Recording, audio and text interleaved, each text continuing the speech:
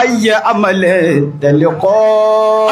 Abániwòye máa bíra rẹ̀ bí ayé amọ̀lẹ̀ tẹ̀lẹ́kọ́ wù bí kú bá débọ̀ lójijì. Sọtí ní ntọ́ fẹ́ mú lọ́wọ́ lọ́rùn. Irun là ń mú lọ́wọ́. Tàwídù là ń mú lọ́wọ́. Anzuri bí ayé amọ̀lẹ̀ tẹ̀lẹ́kọ́ wù. Bíra rẹ̀ máa ronú sí bí kú bá dé tó ti palẹ̀ má kalẹ̀. Àmọ́ àlìmútàlímọ́ta yà àti mọ́sílẹ̀ àwọn. Abánikọ̀ yí ẹni sọ tí ìmọ̀ náà ní. Àlìmútàlímọ́ta yà àti mọ́sílẹ̀ àwọn. Ẹni tí kú bá ti dé bá kíákíá lòun máa ń mú yàn lọ kò yé gbẹ̀bẹ̀. Bàbá ikú yé gbẹ̀bẹ̀ àwọn ẹja fi kíní kan bẹ́ẹ̀ bíi ti kúkọ́ kì í yánu. Yà àti mọ́sílẹ̀ falaysa lil insani illa ma sa'a. Fataha Allahu alayka. Alaysa lil insani illa ma sa'a. Ẹni bá ti kú kò sí nǹkan kan fún níwájú Ọlọ́run illa ma sa'a ìtọ́ bá ṣe lókù tí ó máa jẹ́. Dédé ẹni tí bàbá jìbìlì là ṣe báyìí wọ́n ti bá a pàdé. Hama tanfa'u min ba'dil ajali illa alladhi qaddamtahu min amali. Ẹni kú bá ti dé bá kò sí tó lè wúlò fún mọ́ illa ma qaddamtahu min amali nítorí bá ti tì síwájú ní sẹ́yẹrẹ lókù. Pé kí láà mú lọ kí lẹ́rù kú tàwíìdù mo ti sọ ẹrù kú ìrun kíkí. Bí ìrun ọba mọ́ ọlá tábà ń ṣàdúrà owó àdúrà tó yẹ kọ́kọ́ fi lẹ́nu yọ́lọ́ ń dákun fèrè ràn mí lọ́rùn ọ̀sá burú mbẹ̀. Ìrìn èèyàn méjì ní máa ń ṣàdúrà àrùn bàbá ẹni tí ìrun ọ̀mọ́ la kó múra ṣàdúrà o máa bẹ lọ́run bọ́ ọba ibà kú kò sí yọnu Ọlọ́run fún ọ àdéhùn Ọlọ́run lèyàn. Ẹni ẹlẹ́ẹ̀kejì jọ bẹ lọ́run lérí ìrun òun lẹni tí ìrun ti máa la lónìí báyìí tí máa kírun ọ gbọ́dọ̀ sákọ́ ọmọ jọ gbẹ̀yìn ọ̀rọ̀ rẹ̀. Alaysa yanfa'u min ba'dil ajali. Nabiyullahi Ibrahim. Alayhi salamu. Àní Ibrahim náà mọ̀ dá kọlẹ̀ wá dá kẹta yẹn báyìí. Alayhi salatu wassalamu. Àwọn ni wọ́n já mà bẹ́ẹ̀ Rabbi ja'alni muqima s-salat wa min dhurriyyati. Àwa bẹ̀ àwọn àfáà pé àní Ibrahim lọ́dún ní Ọlọ́run ṣe mẹ́rọ̀lù kírun kọ́dà àrọ́mọdún mi gbọ́ àwọn ìjọba máa kírun kí ló dé ọmọ Ọlọ́run ni ọmọ ìpẹ́kọ̀ sí Ọlọ́run ò lè sí ni ọgbẹ̀ Ọlọ́run bí i ti ń kì í jẹ máa rí kí lọ bẹ́ẹ̀ àtá nìyálì yẹ kí nù àtá nìyálì yẹ kí nù títí tí kó fi dé Ọlọ́run gbogbo wa tá ń kí lọ́wọ́ àdánwò àìní kí mọ́ Ọlọ́run má gbé bá wa. Àbárí ìtàn àtàfí mọ̀kánẹ̀hà lẹ́ńkọ́bílì àǹtàṣúdà àní ìtìyà ní àyú alìmọ̀gẹ̀wúrú máa hádàlì àmàlì. Albarkasi. Ìlàmàtà àdàtàwà ní wàlìmọ̀ àlìláwó ya'lamu al-insanu waqta mawtihi. Bàbá Alúmọ́ta. Mata qatula dari qadira qutihi. Ẹlẹ́ẹ̀kejì. Kiramukumullah. Ó ti mú ẹ̀sìn lọ. Ẹlẹ́ẹ̀kejì tó mú lọ́dọ̀ Ọlọ́run. Ẹ̀bẹ́ bá ń tẹ̀lé mi jàmá. Àdínù lálákọ̀ọ́kọ́. Ẹlẹ́ẹ̀kejì ni al-khuluqu ìwà lẹ́lẹ́kejì. Ẹjọ́ kí ọ wá lẹ́sìn kọ́ máa níwà Ọlọ́run ní gbẹ̀sìn. Kiramukumullah. Kí ọ wá ní ìwà kọ́ máa lẹ́sìn Ọlọ́run ní gbàwà. Sàúzù ká kí ẹ̀yà Kùránì àwọn àfà ń tọ́kéwù ni. A'udhu billahi minash shaitanir rajim. Bàbá Alájí àgbà tó ní àrin bàbá pẹ̀lú Ọlọ́run mọ́jọ́ dàrú. Bismillahi. Bàbá àgbà yára ẹ̀ ní mọ̀nira. Rahmanir rahim. Ọlọ́ni yá ayyuhal ladhina amanu taqullaha. Ya ayyuhal ladhina amanu taqullaha. وقولوا قولا سديدا ẹ má dáadáa jàmá. يصلح لكم أعمالكم o ṣeun. ويغفر لكم ذنوبكم naam. ومن يطع الله ورسوله فقد فاز فوزا عظيما. ọlọ́wọ́ ọba tó tóbi tí kankan ò tó.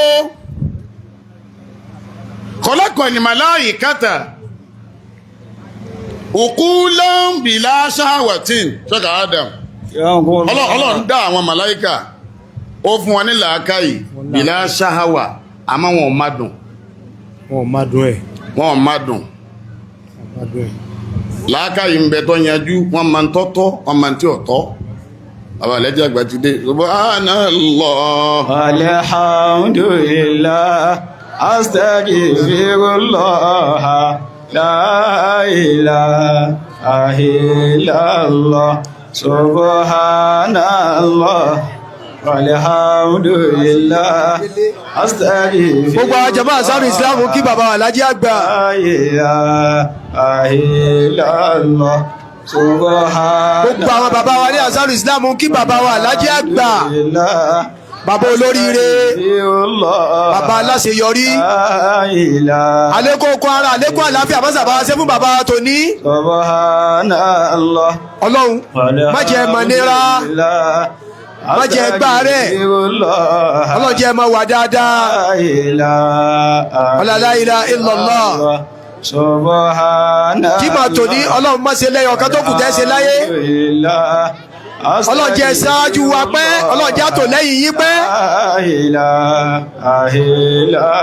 Ọlọ́run jẹ́ máa wà dáadáa.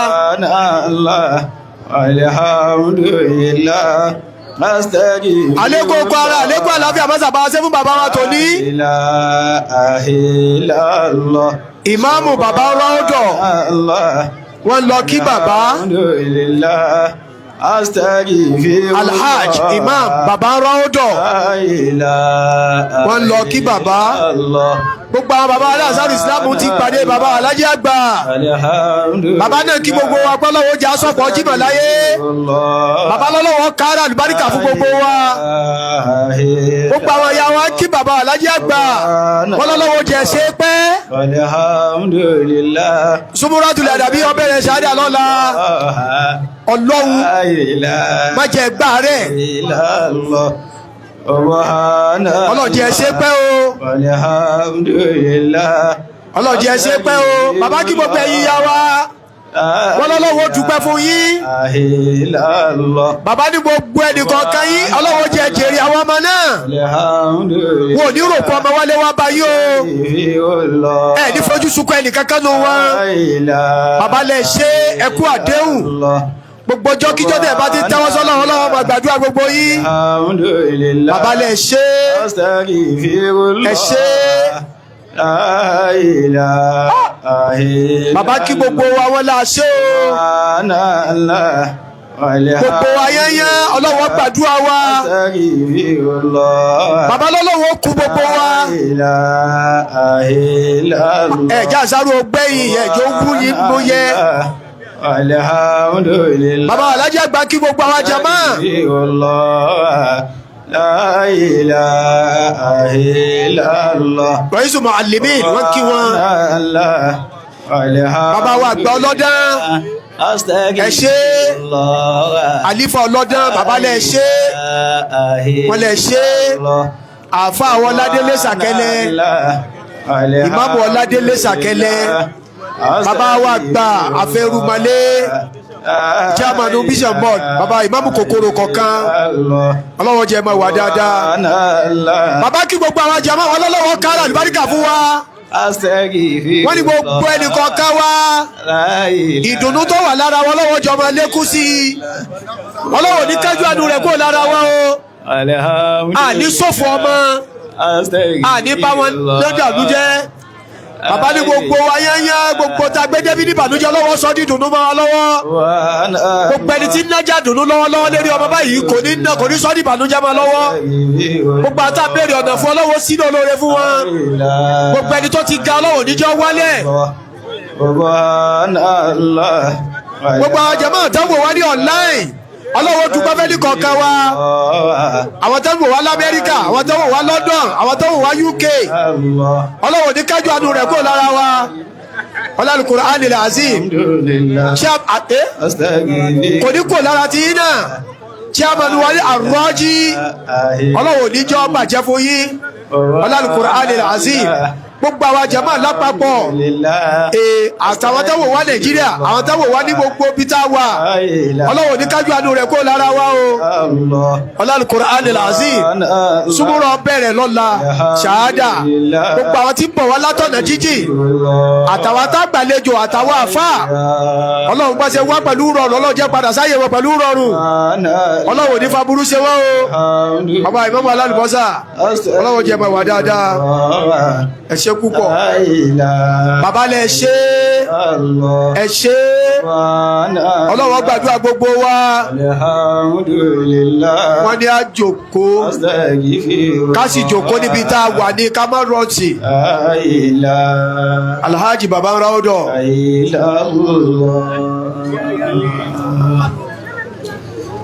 gbogbo àwa jama'a ansar islam dáhùn ni gbogbo àwa jama'a ansarul islam gbogbo jama'a alájí àgbà gbogbo aláǹkí bàbá alájí àgbà pé kí bàbá máa wọlẹ̀ Yahya qawima khalifatul adabiyya ya rabbi yassir alayhi bil hayawiyya ya rabbi yassir alayhi bil hayawiyya. Olúwa wa ọba alágbára aláàánú jùlọ ẹ̀mí gígùn àti àlàáfíà ara àti ìfọ̀kànbalẹ̀ àti ìgbà fún Ọlọ́run bó ti ṣe fún bàbá Alhaji àgbà Ọlọ́run bá ti fún bàbá tò nínà àmín ìjámọ̀nà Ọlọ́run tí ń bẹ lára bàbá Alhaji àgbà àti ìkúnlọ́wọ́ rẹ̀ an-Nasira wal-Fatiha tó ṣe fún bàbá Ọlọ́run mọ́sà bá sí fún bàbá Alhaji àgbà tó ní ìdá ẹbá ti la hawla fún bàbá la hawla wala quwwata illa billahil aliyyil azim. Ayàtà ń kéwọ́ náà ni bàbá ní ń tọ̀ tó ké lójú wọn. Ya ayyuhal ladhina amanu taqullaha. Mọ̀nẹ́kà khalaqallahu azza wa jalla al-malaikata uqulan bila shahawatin. Ọlọ́run dá wọn màláíkà ó wá fún wọn ní làákàyè wọ́n ní làákàyè wọ́n máa ń tọ́ yàtọ̀ sí tí ọ̀tọ̀ bila shahawa àmọ́ wọn má dùn àwọn màláíkà wọn má dùn jíjẹ wọn má dùn múmu wọn má dùn súnsùn èyí tó fẹ́ kí n wíhun náà wọn má dùn rẹ̀ ẹlẹ́mí burú ọgbẹ̀ gbogbo tó ń kàwẹ̀ adùn gángan òwú adùn wọn má yíhun náà afọ́dùlù mọ́mìnì wákàlákà alìbàáìmà ẹjọ́ àsìkò wá ti tó ṣáhàwà tàbí láwùkú lé mo gbí bàbá mi justice bàbá wa sáyé ẹni mànira Àmín. Ọlọ́run wá dá àwọn ẹranko ṣáhàwà tàn ọwájé àwọn madùn tí wọ́n madùn jíjẹ wọ́n madùn múmu ìwọ fún ẹran ilé rẹ ní tó kòrò ó rí pé kò yọ́ sáà tọrọ ti ma pé ní ìṣe gíní okòrò wá ti dẹni tí yóò tún gbẹnu padà àmọ́ bìlá òkú ní àmọ́ ọlọ́run fún wọn lọ́pọlọ àìlọ́pọlọ wọn òun lọ́sọ wọn dẹni tí ń bára wọn sùn níta gbangba àìlọ́pọlọ wọn ni wọ́n tẹ́ kí bá ti ríyàn sòwò píyàn láká ìbá wà ríyàn lásán fẹ́ tó lọ́n bá bùn lé yóò ti máa pé lé èèyàn adé lélé àbíyàn bú yóò máa lọ sọ́yàn lè sòwò ó di mélòó jàmá méjì afẹ́ Abdulmọ́mìnì na'am wákàlákà ibùnà ádámà ọlọ́run wá dá nábì ọwá dá ọmọ nábì ádámà dọ́mà nẹ́bí adama nǹkan méjì yìí ló wá fún ọmọ ádámà rọ̀kẹ́bà fi ilẹ̀ ákìlẹ̀ àwà ṣáháwà ọlọ́run fún ọmọ ádámà nílẹ̀ ákáyì ó sì fún ládùn fún ládùn ọmọ ádámà láákàyè ń bẹ ẹwòrí tọ́lọ̀ ń ṣe fún wa ó tún wá jẹ́ adùn aṣọ ń bẹ ìyànbí aṣọ yìí ló wù mí adùn jíjẹ ń bẹ adùn múmu ń bẹ gbogbo adùn ọlọ́run fún ọmọ ádámà àfàfà Abdulmọ́mìnì na'am ẹ wá wo bí tí ń lọ o famangalaba akila usha awatawu ilitahaka bílí malaikati tẹ̀gbọ́n àmàláìkà ẹni àpọ́lé níwọ̀n ẹni yìí níwọ̀n kò sí tí wọ́n sọ fọ́lọ̀ tọ́lọ̀wọ̀n ní gbọ́ gbogbo máa dámà tó bá já sí wípé làákàyè rẹ̀ bá ti wá bo adùn ara rẹ̀ mọ́lẹ̀ ọmọ ádámà tí làákàyè rẹ̀ bá pọ̀ ju adùn rẹ̀ lọ ilita haka bílí màláìkà àpọ́nlé iyì ẹ̀yẹ àánú ọlọ́run tí ń bẹ fún màláìkà yóò wá jẹ́ tọmọ ádámà wọn náà gbọ́ mi mọ́ na'am ọmọ ádámà tí làákàyè rẹ̀ bá bo adùn ara rẹ̀ mọ́lẹ̀ ilita haka bílí màláìkà ṣe Abdulmọ́mìnì na'am wàmángálẹ̀ bẹ́ ṣáwọ́tàwú akílẹ̀wú ilita haka bílí bàá ime gbogbo ọmọ ádámà tó bá já sí wípé adùn rẹ̀ wá lọlẹ̀ pọ̀ ju làákàyè rẹ̀ lọ ọdẹran kò ní lọ́wọ́ kan ya ayyuhal ladhina amanu ittaqullaha ọ̀yẹ́ yìí wa qulu qawlan sadida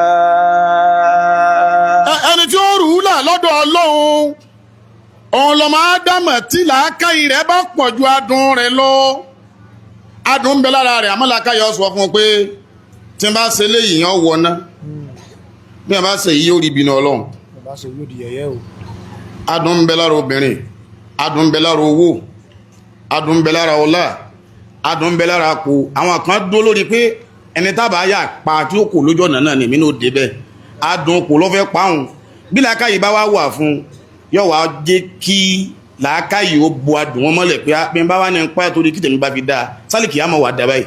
la ilaha illallah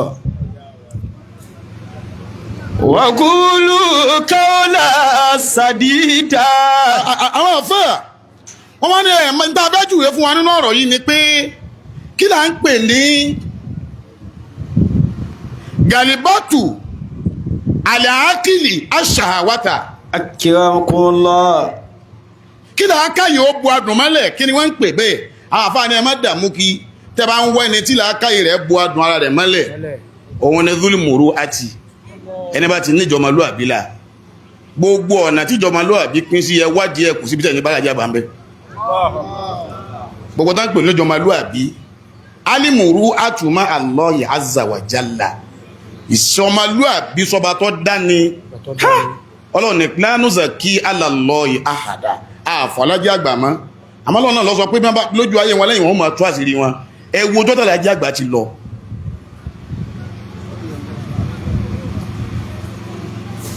àwọn ẹni ọlọ́run tí wọ́n máa ń sọ́nù pé àárín ìmẹ́ àtọ́lọ́wọ̀n ọgbọ́dọ̀ dàrú o ìdọ́sọ́hà ní kàlíwúdù pàlìkúlù hayyina ìdọ́sọ́hà ní kàlíwúdù pàlìkúlù hayyina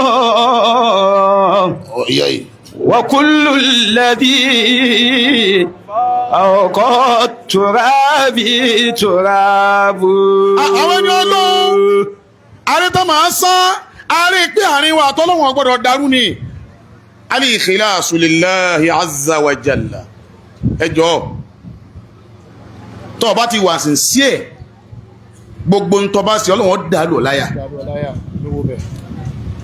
Al-Imam al-Bukhari rahimahullah rahmatan wasi'a wọ́n nígbà tán fẹ́ bẹ̀rẹ̀ tí Sahih al-Bukhari gbogbo ayé màtọ́lá al-barika ni àdífì tán fi bẹ̀rẹ̀ rẹ̀ ní innamal a'malu binniyat. Àwábí àwọn àfáà pé kí ló bí wọ́n ní tó bí ni pé bàbá Bukhari sànsáré pé bá ní àwọn ó ṣe dáa àwọn fẹ́ kọ́lọ́n káyọ́ mọ̀ pé gbogbo ń tá a bá gbé lọ́wọ́ táàrin ẹrú àtọ́lọ́wọ̀n ọba ti dàrú ẹgbàgbé ẹ̀ ọ̀ ń bẹ ni ó sí ni kò ní bàjẹ́. wa kullu alladhi ọyọ́ yìí. awqa turabi turabu. mo kéwú kan níwájú bàbá alájẹ́ àgbà tó bí wá sí yìí.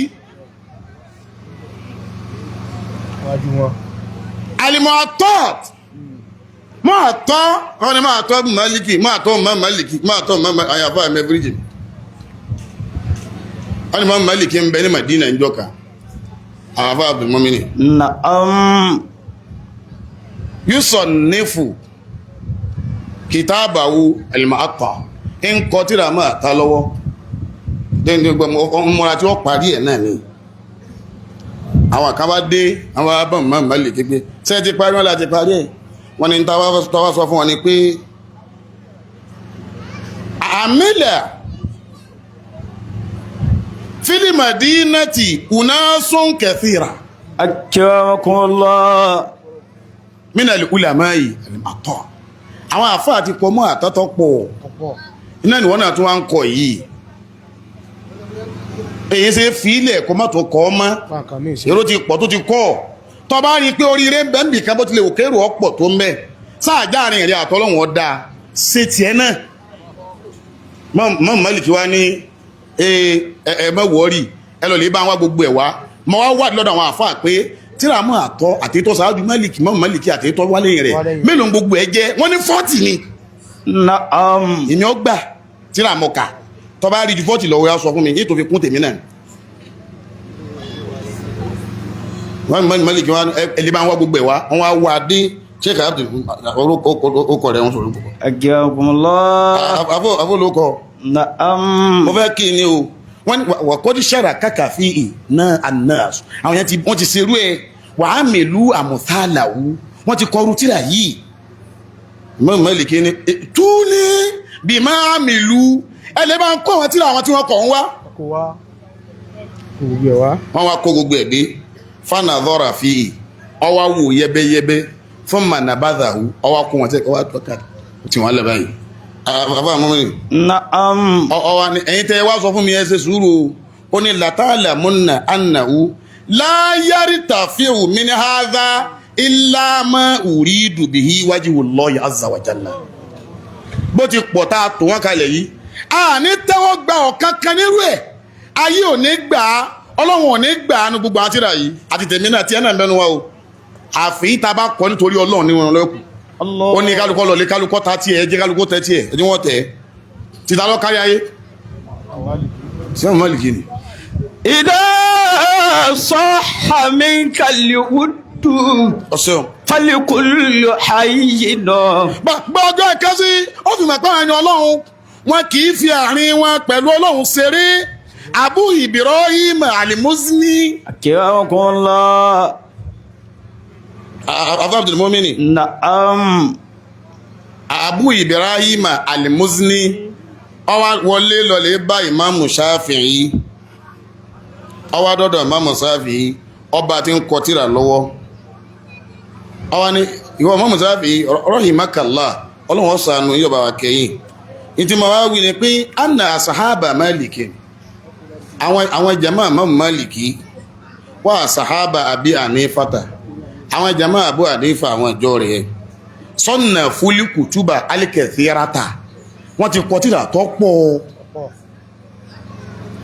wọ́n dà tírà ló tún máa kọ wọ́n dà tún ṣe nǹkan míì.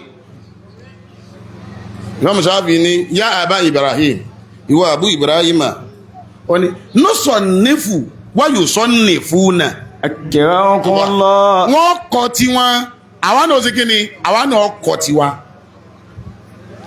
wa ma kana lillahi azza wa jalla yabqa ila ad-dahr àti tiwọn àti tiwa èyí tó jẹ́ tí pé a bá rí àníyàn àtọlọ́run lórí ẹ̀ òun náà máa bẹ lọ gbére. وكل الذي فوق التراب تراب. alájẹ àgbà ànìmọ̀rúwàtú máa lọ bàbá ṣe mùrúwà láàrin wa àtọlọ́run kò dàrú. 2026 tá a wà yìí ló pé 100 years tí Zumura pilẹ̀. kìí ṣe pé tàlájà àgbà bẹ̀rẹ̀ sí ní kọ́ máa ń kéwú o. ẹ̀yin àfáà mi ẹ foríjì mi o gbogbo àwọn adájọ́ ẹ̀yin àfáà wáyé màgbẹ́ ti kọ́kọ́ kọ́ àwọn àkàndẹ́ kọ́kọ́ àwọn àkàn kéwú tó yẹ pé bí ayẹlẹ́ má ti pilẹ̀ lé kéwú yàgà pé àmọ́ àgbà kéwú nù lé àwọn akọ́kọ́ máa kéwú kan máa lábẹ́lẹ̀ ìtẹ́kọ́ máa wà ní ìlọ lẹ́sìn lẹ́sìn ni ṣé kéwú lọ fẹ́ ké má sọ pé lẹ́sìn má.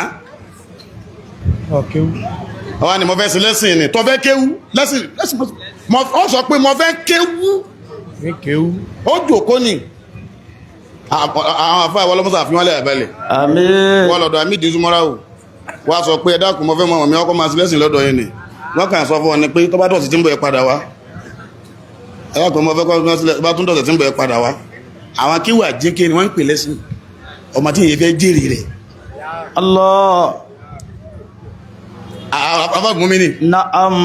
pé wọ́n pilẹ̀ Zumura 1926 ẹ̀fọ́ríjì mi ìpìtà mo fẹ́ fa mọ̀rúhà alájẹ àgbà pẹ̀lú ọlọ́run yọ ni ma kana lillahi azza wa jalla yabqa ila ad-dahr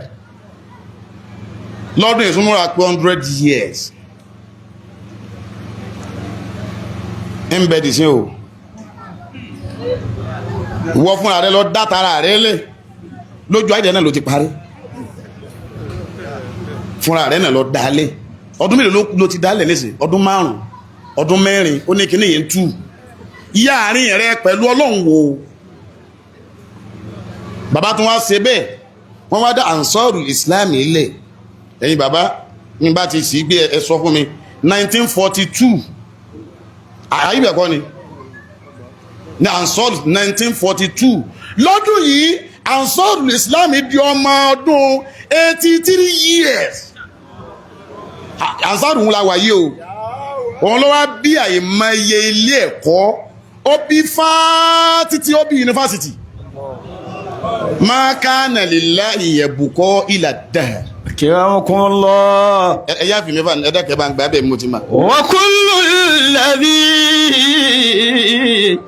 awqa turabi turabu. Gbọ́dọ̀ gbàgbé Ansarul Islam di etí kí ni mo pè jàmá àbá onítìrà 84 years àyíbẹ̀kọ́ ni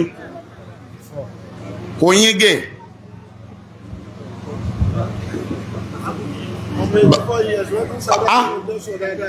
84 years ẹni wọ́n bí ní 84 years báyìí nísìnyí ó ti dọ̀rọ̀ àdúrà pé Ọlọ́run jẹ́ k'Ọlọ́run bá wa sí wọn pẹ̀lẹ́pẹ̀lẹ́ ìwọ náà wojú orí ara rẹ kó owó tó kú mẹ́ Allah. Àfá Abdulmumini. Na'am. Àsàsá ti bàbá di mélòó ó di méjì àyíbẹ̀kọ́ ni. Na'am. Ọlọ́run wá kádàrá pé Al Azhar lógidi wá pilẹ̀ kò yẹ́lò míì kò mọ̀ yàtọ̀ láàrin Zumura àti Azhar rí tí n bá sọ tó a bá bẹ̀rù Ọlọ́run tòótọ́ tí n bá sọ ọdún tí Azhar rí pilẹ̀ fún ọ kó wá wo ìgbà tá a ti ń sọ yìí sísè ọyọ kọ bẹ̀rù Ọlọ́run kọ mà pé kí bàbá wá ń ṣe.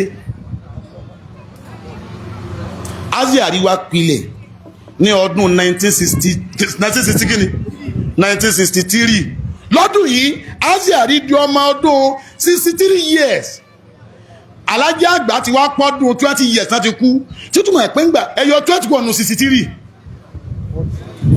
ọkùn mélòó wọ́n náà wò pẹ̀lú ojú orí bàbá wọn 43 years bàbá fi ṣiṣẹ́ Idha saha 43 ni Azhar wà ń gbà bàbá kú minkal wudu pẹ̀lú oríire yìí ẹ̀wà àwọn tó ti kéwú síwájú ni falikullu hayyinu. ẹwà àwọn àṣẹ́rọ yíwọ̀ yìí kí ni òjé wọ́n kú Zumura ò kú kò sì ní kú ẹ̀ tí àmìnà ni Àmín. Ansarul Islam ò kú kò sì ní kú ẹsẹ̀ amínà. Amina. Aziari ò kú kò sì ní kú ẹsẹ̀ amínà ni. Amin. Yunifásitì wa nù kò ní kú láíláí. Amin. 2023 ní yunifásitì wa dé òun náà yóò tún gbogbo àwọn ọdún yóò tún jù wọ́n lọ àfà olókọ. Naam. ẹ wá wò bí tí wọ́n ń bẹ tí wọ́n ń dùn lẹ́yìn bàbá jojú wọn lọ ń túmọ̀ pé bàbá ní mùrúà bainahu wa baina rabbi. Allah. sórí gbogbo aré tó bá sáàyọ ayé tọ́lọ́hún sẹ́kù sẹ́tọ́lọ́hún kù. Ma kana lillahi dama wattasola wa ma kana li ghairi llahi inqata wa anfasola. Ẹ foríjì mẹ́yìn bàbá mi. Wa kullu alladhi fawqa turabi turabu. Ọkù alìmòrú àtù àfà olùkọ́. Naam. Ma alẹ̀ khaliki. Ìṣe mòrúà ìsọmọlúàbí pẹ̀lú àwọn ẹ̀dá. Tá bá fẹ́ ṣe mòrúà pẹ̀lú àwọn ẹ̀dá ẹjọ́ jàmá. Ọ̀gá mòrúà ni pé má fi ahọ́n rẹ bá tọmọlàkejì jẹ́ ẹ lọ lè kẹtàlájí àgbà. Ààrí kọ́lẹ̀ pé bàbá sọ̀rọ̀ nípa ilé kan, bàbá sọ̀rọ̀ nípa ìlú kan, bàbá sọ̀rọ̀ nípa ọba kan, bàbá sọ̀rọ̀ nípa àfà kan, bàbá sọ̀rọ̀ nípa èèyàn kan láì dá láti fi bá tiẹ̀ jẹ́ ẹ̀ lè gbọ́. Kí wọ́n kún lọ. Alájà àgbà lọ́ta tó tọ́ àmọ́ tí ò jí pọ́ káwọn nù tẹni ẹlẹ́ni ọ̀tọ̀ bàbá bàjẹ́ ni. Muru'atul lisan ahán káàrin àwọn tó pọ̀ tí ó wọ̀ná ma akitharu ma yudkhilu nasa naro wa ma akitharu ma yudkhilu nasa aljannata. Allah. Ànábì náà béèrè lọ́wọ́ rẹ̀. Sallallahu alayhi wa sallam. Kí ni ó gbé ọ̀pọ̀lọpọ̀ èèyàn wọ̀ná àwọn tó pọ̀ tí wà lè jẹ́nà kí ni ó gbé wọn wọ̀ ẹjọ́ jàmá. Nígbà tó fẹ́ yanjú ti ná ó ní àlìfáàmù wàlìfáríjù ẹnu àtàbẹ́ ni ó gbé ọ̀pọ̀lọpọ̀ àwọn tí ó wọ̀ ná kó tó sọ̀rọ̀ bíra rẹ̀ pé sọ̀rọ̀ tí ó mú mi rí yọnu Ọlọ́run àbí ó mú rí bínú Ọlọ́run. Jirahatu sinani lahaltihamu. Bí a bá ń ṣe mòrúwà Abdul Mumin. Alayalitamu ma jaraha lisanu. Àwọn afọ́ wọn a tún ní mòrúwà tùlìmọ́ẹ̀lì ìsọmọlúàbí pẹ̀lú owó àfọ́ Abdul Mumin. Naam. Mòrúwà tù kí ni mo pè é? Bilimali. Dámi lóhùn. Bilimali. Ìsọ́bàtù bí bázìlì yìí. Ìsọ́bàtù ẹni olówó ọ́fẹ́sì mòrúwà pẹ̀lú owó rẹ̀. Ìsọ́bàtù bí bázìlì yìí. Kọ́lọ̀ lè ná síbi tó dáa tí a ti máa rí ọ̀nà Ọlọ́run. Tárìsì kí bí máa pọ̀ fẹ́ ni. Àwọn bàbá sọ bẹ́ẹ̀ fún wa. Kò sí ń ta násójú ọ̀nà Ọlọ́run tá a lè jápá. Bó tilẹ̀ kó wá kéré tó bá ń na síbi ọ̀nà tí ọ̀dá àpàníọ́. Maraitu alali muru àti kẹfà tàbùkì. Maraitu alali muru àti wáyà tàbùkì. Fakulitu alama táwọn tàhíbùlì fàtàtù. Muru'atul limali ká náwó síbi tó yẹ àfáàfọ́ ló kọ àtúwá ní Muru'atul ihsan àtùkù ọgbà mí kí n jẹ́ mọ́ ti fẹ́ yàyé ńlá kókò. Muru'atul ihsan ká ṣe dáadáa òun náà níjọmọlúàbí ṣe rí bí yẹn bá fẹ́ ṣe dáadáa tí ọba máa tá pẹ̀ níjọmọlúàbí rẹ̀ dáadáa lè yíwọ́ dáadáa tí yẹn fẹ́ ṣe tí yẹn ọba gbọ́lọ̀ ń yé kọ́ mọ̀ ìjọmọlúàbí dáadáa ó lè yíwọ́. Àwábí àwọn àfáà pé mẹ́yà Muru'atul ihsan kí ni ìsọmọlúàbí lórí dáadáa tá a máa ń ṣe ohun wọ́n ní ta'jiluhu wa taysiruhu wa tawfiruhu dáadáa tó bá fẹ́ ṣe fún yàn tó bá fẹ́ kí ìjọmọlúàbí ó pé sí ilá ta'jiluhu tètè ṣe é fún nígbà tó nídìí ẹ̀ kíákíá kó má bàa di nǹkan míì mọ́ lọ́wọ́ lásìkò. Kirakumullah. ìyẹn bímọ ó ní abímọ oṣù mọ́ bó ti ma ọfẹ́ dùnnú ọwá bùn lówó láàlẹ́ ẹjẹ́ òkú ma ọtútù àsìrì rẹ̀ kó tó bò òtútù àsìrì rẹ̀ kó tó bò tààjí ìlúhù ẹni tó ṣe dáadáa tó fi ìsọmọlúàbí ṣe òun lẹni tó tètè ṣe dáadáa fún yàn kíákíá wọ́n tẹ̀ sí ìrùhù ẹni tó ṣe dáadáa fún yàn tí òfin rùn yàn mú kó tó tẹ̀ lọ́wọ́ wọ́n tẹ̀ òfin ìrùhù ẹni bá ṣe dáadáa fún yàn tó tún wá sí lọ́nà tó dáa. Maraitu alai moru ati wa yatabuki fakulitu alama taibuli fatatu. Afọ́ olókọ. Ẹ sọ pé amínà. Àmín. Dámilọ ẹ ṣe amínà dáadáa ni. Àmín. Bàbá wa lájí àgbà. Àgbọ̀ bẹ́ẹ̀, bàbá wa bá ń sáré sọ fún wa. Gbogbo tó tọrọ fún bàbá, èló ni wọ́n ń nẹ́bẹ̀ fúnra wọn. Wọ́n ná fún ìsìlámù ni, wọ́n ní fẹ́ pilẹ̀ mọ́sálásí àwọn. Wọ́n wá fẹ́ pé bẹ́bá wá ẹni tí bí tàwọn bá dàrú lọ́wọ́ tí mẹ́bá ń tún ṣe o. Tààlà lè pè tí Ọlọ́run lè lò fún wa tí owó yóò fi kójọ. Wọ́n gbé àyíbẹ̀ kọ́ ni, bàbá gangan wọn ni wọ́n kọ́kọ́ gbé owó kalẹ̀. A wà ní Sultanate níjọ́ kínú níjọ́ Sunday bàbá alájà àgbà wọ́n wà mẹ́ níjọ́ Sunday tọ́lọ̀ iná ni àfà láńlá tó fẹ́ ṣe lọ́nchìn gbogbo àwọn tán pè kalẹ̀ bàbá ní mílíọ̀nù àkọ́kọ́ tí kọ́kọ́ náwó àwọn gangan ni wọ́n kọ́ gbé owó kalẹ̀ fún àfà yìí àyáká mọ̀rọ̀ àtùlì máa lìnù kí yàn náwó síbi tọ́yẹ nígbà tọ́yẹ fẹ́ni tọ́yẹ ọ̀dákẹ́ púpọ̀ ń wò mẹ́ra Fakulitu alama taibuli fatatu. ọ̀yẹ́ yìí Fakọ́láti kéfà láàbùkí wà áàlì. Níparí àfẹ́ Abdulmumini. Muawiya, ó fẹ́ rúre, ó sì fẹ́ sọ̀re. Ọwá ni mo nídìí àwọn tí ó bá mi sọ̀rọ̀ tó sì wá sí fún mi. Ọwá pé Umar ibn al-Khattab. Wọ́n ni mo ti gbọ́ wá sí pé bí ọba ní ìjọmọlúwàbí ayé ìròlídà ní ìrọ̀lídà. Ọwá ni Mali Moru Atu, kí náà ń pè ní ìjọmọlúwàbí? Umaru ní tèmi tí ìwé fún ọ ni pé ìjọmọlúwàbí taqwallahi azza wa jalla. Ìbẹ̀rù Ọlọ́run ni wọ́n ń pè bẹ́ẹ̀ o wasilatu rahimi àti kí o sì so ẹbí papọ̀ ní gbogbo ọ̀nà tó nígbà sọ ẹbí pọ̀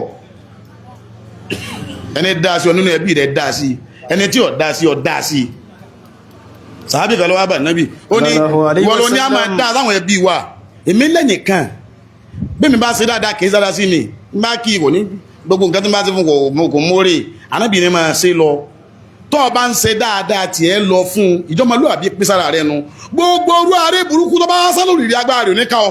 Allah.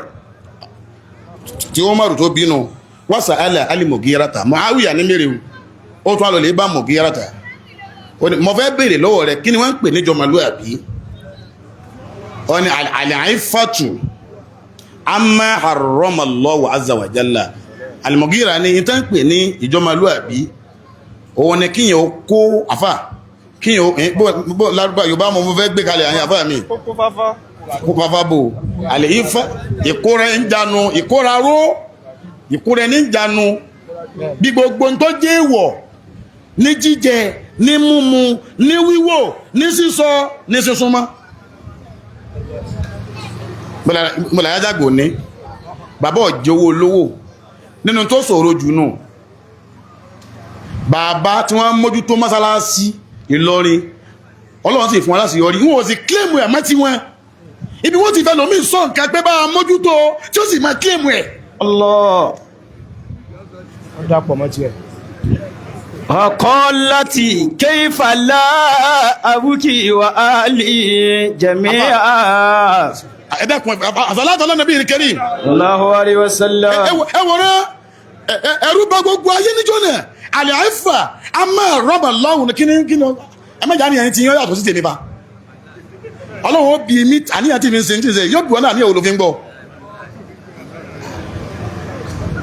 Akramakumullah. àlẹ́ àìfà gbogbo ayé wọ́n fàlájà gbà sí di ètò àkọ́ mọ́sálásí ara Ìlọrin lanu bàbá ṣàṣeyọrí owó nẹ́pà agbolé lásán ni wọ́n fi sọ nípa agboolé lásán agboolé lásán ó tún wá ní ẹni wọ́n bá bí dáa kọ́ bọ́ta kó lòun fẹ́ béèrè àánà sì ti mọ̀ ọ́n tó bẹ́ẹ̀.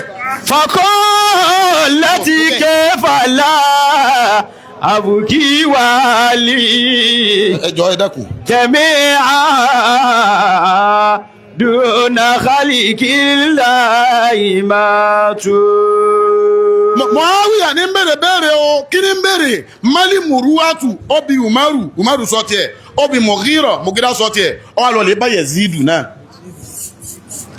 wọ́n ní wọ Yezid ọmọ àlùbáríkà mo fẹ́ gbé ọpọlọ rẹ wò mali muruwatu àfẹ́ olókọ kí ni wọ́n ń pè ní jọmọlúàbí ẹ dákun jama Yezidu wá ní nǹkan tẹ́mi ẹ̀ mà tán pè ní muruwa àfẹ́ Abdul Mumini ó ní nǹkan bẹ́ẹ̀ ta ni Yazidu ni dáńpẹ̀ ní mòrúwà mélòó mo pé jàmá mẹ́ta àkọ́kọ́ ń bẹ̀ àfẹ́ Abdul Mumini asọ́bùrù alàlìbáliwá gbogbo ọ̀rẹ́rú àdáwò tó bá ṣẹlẹ̀ sí ni kí yóò ṣe sùúrù kọ́ gbà pọ́dọ̀ Ọlọ́run ló ti wá ọmọlúàbí ni ọ́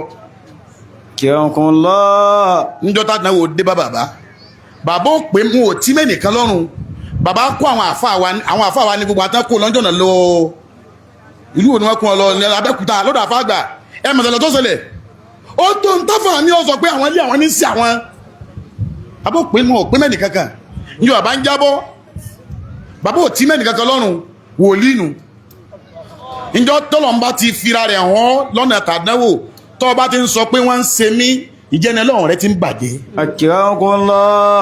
ẹjọ́ jẹ̀mọ́ asọ́bùrù alàlìbàlìwá ìṣesù láfaradà lórí àdánwò èyí tí ma ti sọ náà ní àbìsàdúà wàgbò rẹ̀ ó ti fẹ́ pé àfáà olókọ wà ṣúkìrù alànàmà Yazidu ní sọ̀rọ̀ yìí ó ní dẹ́gbẹ̀ mòrúwà òun ni kíyàn múrí fún orí Ọlọ́run tó bá ṣe fẹ́ rú orí Ọlọ́run tó bá ṣe fún ọmọ ẹ̀dúpẹ́ rẹ̀ àdúpẹ́ pẹ̀lú ọkàn àfọkàn dúpẹ́ ilé gíṣọ́ ní ti yanjú ẹnjò ní lọ́nà láti máa fọkàn dúpẹ́ òun ni pé kọ́ máa mọ́nú ẹ̀mí rẹ pé oore yìí Ọlọ́run ló ṣe ẹsẹ̀ pé kìnnìkan ni mo wẹ̀ ọwá ni mo jẹ kìnnìkan lọ́wọ́ jẹ́ ọmọ tó ń ṣe lọ òun fa kìnnìkan kìnnìkan òun sa kìnnìkan òun ṣe irọ́ gbà pé Ọlọ́run ló ṣe nínú ọkàn rẹ o mọ̀ọ́rẹ́ fọ́lọ́run o dúpẹ́ nu ẹ má bínú o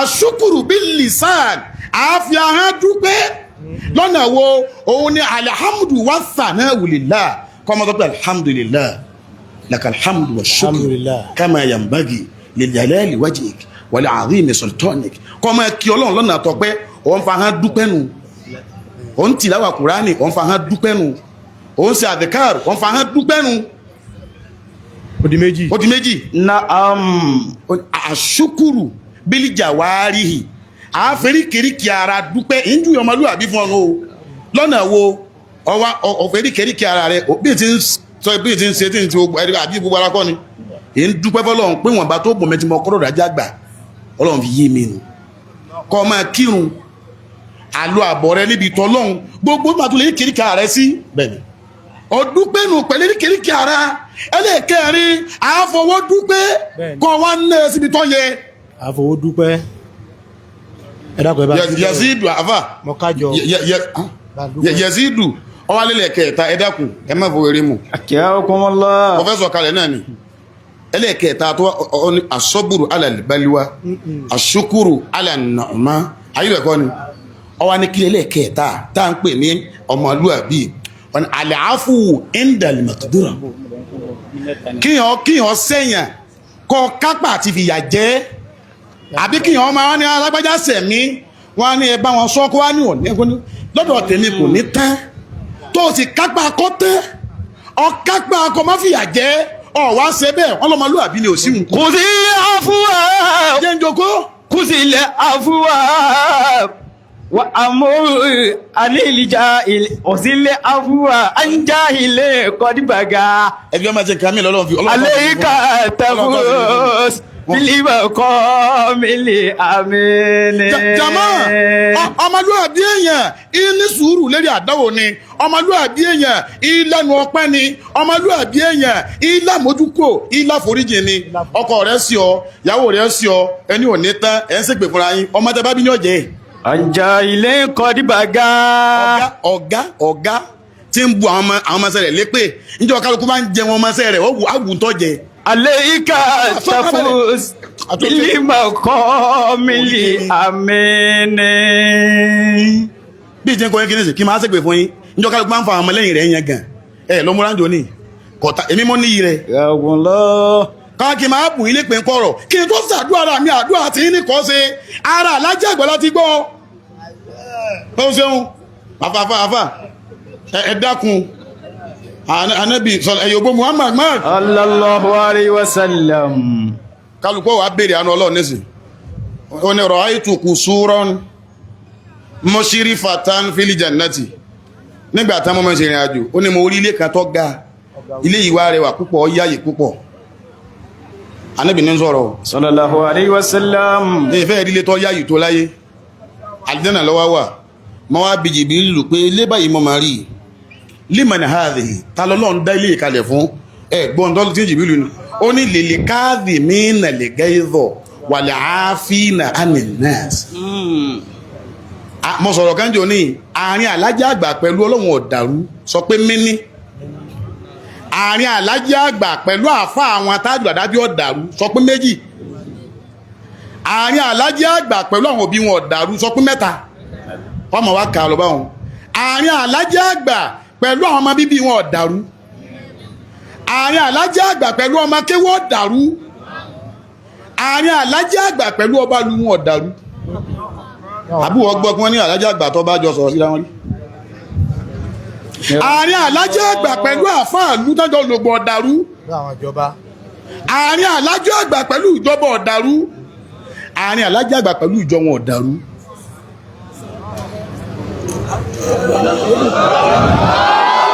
nínú àfà ọ̀dà tí wọ́n gbọ́ níparí tí gbogbo báyìí bá dáa àárín wọn pẹ̀lú gbogbo àwọn fámìlì wọn nílé ará àgbàjì ọ̀dàrú mẹ́wàá nù wá dákọ̀ ẹ tó bá tún ní ọ̀sọ́ mìíràn tako nàka pé ó pé mẹ́wàá.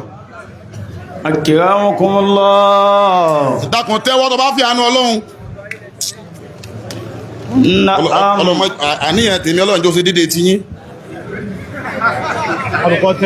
As-salatu ala nabiyyil karim. Sallallahu alayhi wa sallam. Àfi àwọn àgbàlagbà ní jòkó àfi wọn bẹ lọ́hun. Àfọ̀làkídímà bàbá ọ̀lẹ́jẹ́ àgbà fi bẹ lọ́hun. Àwọn tí wọ́n dá nǹkan mà máa fẹ́ gbàntọ́ lọ́dọ̀ lọ́bì tí wọ́n wá rí o. Ìyẹn máa béèrè àkókò gbígbàdúrà. Ìyẹn tún máa béèrè pé kí láàrùn àwọn ẹ̀pọ̀ lọ́hun. Ọ̀kan nínú táwọn alájẹ́ àgbà kọ́ wà ọ̀gbẹ́yàrá tí wọ́n fi lé wa lẹ́nu pé Ànábì ló wú bẹ́ẹ̀ pé èmi ò ríru ń tọ́ fẹ́ láyé tó bá wí gbólóhùn yìí Ọlọ́run fún ọ bí ó bá ti fún ọ léyìí tó rohun ń dáhùn lọ́nà míì tó ọ̀mà ni.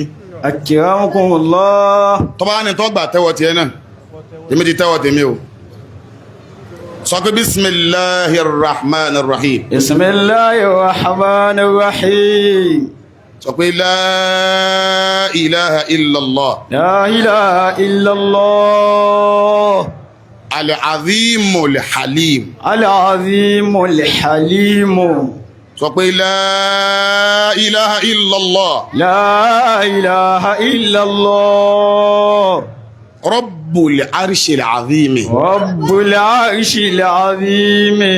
sọ pé la ilaha illallah. la ilaha illallah. rabbus samawati. rabbus samawati. wa rabbul ardi. wa rabbul ardi. wa rabbul arshil karim. wa rabbul arshil karim. ọ̀dà níyàn nísìn àmà níyàn wà àkọ́kọ́ bàbá ọ̀lẹ́jàgbà ni wọ́n ní. Jazakumullah. a ń bí ọlọ́wọ́ bá lè kí ọlá kọ́ bá yọ ndẹ́ ní gígùn fún yín. Àmín. a ń bẹ lọ́wọ́ bá lè kí ọlá subhanahu wa ta'ala kọ́ bá yọ ndẹ́ àláfíà fún yín.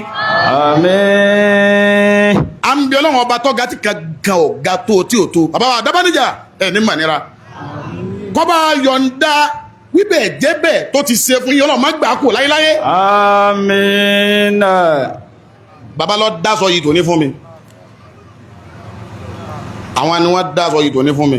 Inshallah. ní sùtọ́ àti tí mo ní mo ti bàbá mú mi lọ ohun bẹ́ẹ̀ ni wọ́n ti àfà àwárọ̀ ìdù àfà Abdul Qadiri àyípo àwọn àrọ̀bání àwọn náà ní àkọ́kọ́ wá àti tí kọ́ ti wájú bàbá o èyí ò ní jọ Sunday yẹn òun lò ní gbàtúmọ̀ àgbà máìkì mọ́ ní ìbámájò ní ọjọ́ ti lọ́jọ́ tó yẹ kó jẹ́ tẹ́lẹ̀ kádàrá kan ní ọ̀jẹ́ Ansar ló sì fẹ́ jẹ́ bàbá ní ìmọ̀ ní lọ́jọ́ àkọ́kọ́ tí bàbá kọ́kọ́ wá jòkó lórí àga tán jòkó hùn èmi ọmọ kí wọ́n náà níwà tọ́ kí wọ́n jọ náà àwọn àgbàgbà wá fẹ́ lu ọjọ́ hùn wọ́n ní ọ̀sá burú na albarka là ń wà wọ́n á ń sọ fáfà pẹ́tò ìbá má já kọ́kọ́ o bàbá wá ní ọ̀dá ẹwọ róstà máa bọ́n jìmọ̀ tí ń bọ̀ yìí bí i tí ń sọ̀rọ̀ yìí bí i tí ń sọ̀rọ̀ yìí iṣẹ́ kan bẹ tán rán mi ní gàmbàrí dèdè àkókò yìí náà ni wọ́n rán mi wọ́n á ní ọ róstà mo fẹ́ máa gbé tí wọ́n lé sí pé ákàrà kún là ẹ má jẹun ó bá dìgbà míì kẹ́ tún bá ń ṣe tó rẹ̀ wọ́n ní ṣe sùúrù àwa là ń sọ̀rọ̀ ọ̀rọ̀ ti parí ọlọ́fẹ́ ṣàánú mẹ́nu farabalẹ̀ mo wá jí lọ lè béèrè pé ta ló wà ní lóstà ìfẹ́ sẹ́ wọ́n á ní ẹnjìnìà Musa ló wà ń bẹ̀. Allah. Bàbá ò ní fẹ́ tí ń sọ yẹ má bínú ẹ dákun ẹ má bínú mo ti bẹ̀ yín. Yahya Qawima. ẹjọ́ Khalifa Suri Adabiya. wà yóò sì rú nà láàfúsì húnnù wà láwọn kánà bí i kà sọ́ọ̀sọ̀ wọ́n pàtàrà wọn mára nítorí àwọn ọmọ kéwú gbogbo màlájá àgbà kò sí tí ò lè sọ tí ó fa yíò bàbá gbá kìíní ọlọ́run báyìí bàbá ètò ń dúpẹ́ sínú o kẹ́ọ̀kùn lọ dàníyàn ó ti wí ń tọ́yọ kó wí ẹ́ dàníyàn ló kù ó rò pàtó wí nǹkankan mi láìláì láti wí náà láàfi dàníyàn àníyàn rẹ ló kù tí ó gbé bàbá wọn jìnnà Musa àríwá pẹ̀lú ọlọ́mọjọ́ dàrú àáfàá mi sẹ́wù fọ́lọ́ ń sọ ọlọ́run dákun mọ́ bàbúrú ṣe wọ́n àmì ìdíwọ́n zúmọ́ra ọlọ́ládé zúmọ́ra sàádà wa ti bẹ̀rẹ̀ o bàbá ọlọ́run dákun ọlọ́run jẹ́ ṣe pẹ́ ọlọ́run jẹ́ ṣe pẹ́ ọlọ́run láàfẹ́ máa dàníyàn dákun dàníyàn la ilaha illallah al-azim àfáwọ̀ onítìrà 1000 lẹ́wà mú wáyìí máa dàníyàn no tí wọ́n ní túnmọ̀ owó lálẹ́lẹ́ mú wá ní tí mọ́ fẹ́ gbọ́mí yé ni Yorùbá sọ̀rọ̀ sọ 1000 dìdí méjì ìmọ̀ wá wo lórí ire tí ò ní mú 1000 wáyà yìí ní tó fi proof ara rẹ̀ lónìí pé èyí ń bẹ lọ́wọ́ àlàáfíà àtẹ̀mẹ́gẹ́gò fún bàbá alájí àgbà bí i tí wọ́n ń fẹ́ fún àwọn kó rí bẹ̀ fẹ́mi náà 1000 méjì mo ti rí ẹmọ àwọn lórí ire bàbá wa alálùbọ́sà 1000 tí wọ́n náà ní àfá wa Sheikh Ahmed 1000 tí wọ́n náà ní ẹ̀rí báyìí àfá wa ní àfá wa lọ́lá bí i tí àyíbẹ̀kọ́ ni 1000 owó ń wá mi 1000 bàbá wa gbà ní afẹ́rúmọlé 1000 bàbá wa ló mẹ́ta 1000 bàbá wa chairman ní Ansarul Islam ayúbẹ̀kọ́ ni ní manira 2000 naira ẹ̀rí báyìí alákóso rẹ̀ ọlọ́lọ́gbà 2000 ló mú wáyìí lẹ́kọ̀ọ́ ọmọ bàbá gùrù mẹ́ 1000 naira bàbá mi dáadáa yínà 1000 ọdá 1000 ẹ̀dákùn bàbá mi dáadáa 2000 naira bàbá chairman 2000 naira bàbá mi àgbélé oró wọ́n ti débẹ̀ 1000 wàsírí lówó làmà lábẹ́ mi bàbá alájí àgbà